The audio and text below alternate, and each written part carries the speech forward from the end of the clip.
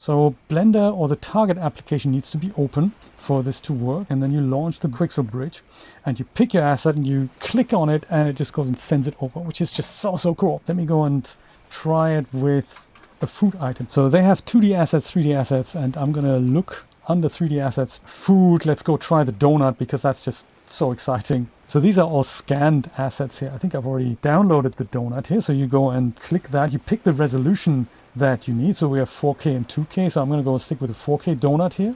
And then you pick export, and then it'll go and export this to Blender. And that has something to do with what you've set up as your target application. But once you do that, donuts inside Blender. And the cool thing is that we're in the kind of in the preview view here, but if I go into the preview shaded view, you get to see this with textures. Maybe this shows it a little better. And there's your donut. This is what the wireframe looks like. So it is a scanned asset, scanned and remeshed and cleaned up. So it looks awesome. The textures are great. Maybe we can go and see if we can put a little picture together here. Here's my donut. Maybe we can even make a couple of donuts, something like that. I'll go and maybe add a plane to it. Oh, actually, I don't have to duplicate this. I could have just instanced this, I suppose. You can also use it as part of a replicator, of course. Alt-D, yes, Alt-D makes an instance. That's it, isn't it? I think this is maybe a little... Don't want to sink this into the ground or crunch it onto the other donut there.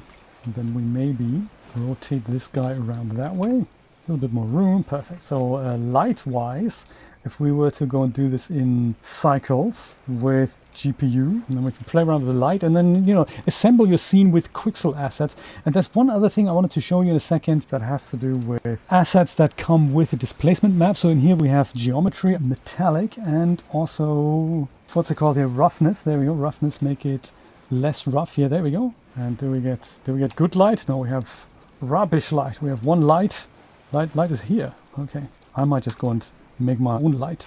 I'll give it 2 point lights here. Because it's a small scene, 1 point light in here. Yeah, that's good. Maybe 1 watt is probably enough. Maybe radius, we could make that a bit larger, makes it a bit softer here. Kind of depends how you work. If it's on a little macro scale here, Shift D, put another one up kind of here. And if we really wanted to, we can put another one. Yeah, there we go. We've got a bit of a backlight there. And I could have used a master shader and all that, but you know, believable picture of donuts, right? I'm thinking it's just awesome to do this. Let's go render it. All right, donuts, delicious donuts for everyone. Is that cool or what?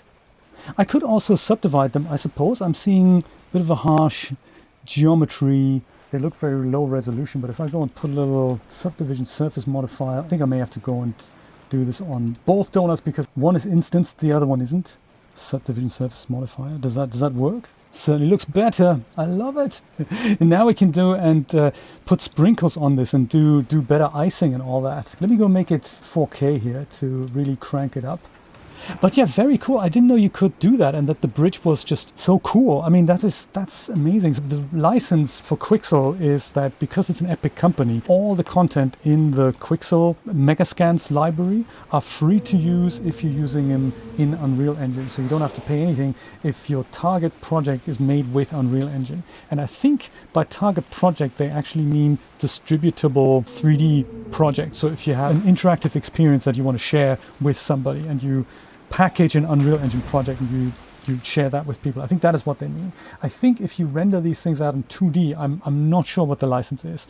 If you wanted to use the assets in different projects, then it's $19 a month. So a bit like Substance Painter, to have access to the assets and then use them in a Blender project, ship the Blender project, or use them in a Unity project, ship the Unity project. So you can do that as well. Yeah, look at that. I mean, you know, that is just as if I've just bought it at the bakery.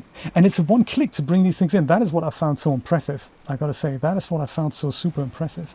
And you go and save this. If you were to do that, up here under external data, automatically pack resources. It makes your blend file a little bit larger. But you know that these donuts are saved rather than referenced in a temp directory.